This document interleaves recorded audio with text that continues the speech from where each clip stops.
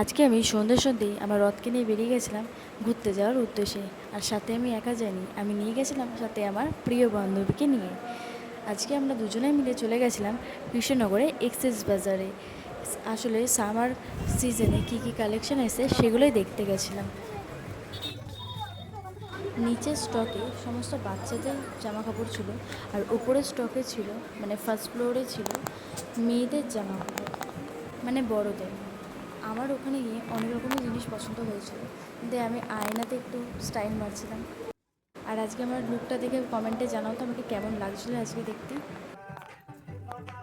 সমস্ত ঘোরা হয়ে যাওয়ার পর আমরা একটা ড্রেস নিয়েছিলাম, সেই ড্রেসটা নিয়েই চলে গেছিলাম বিল কাউন্টারে।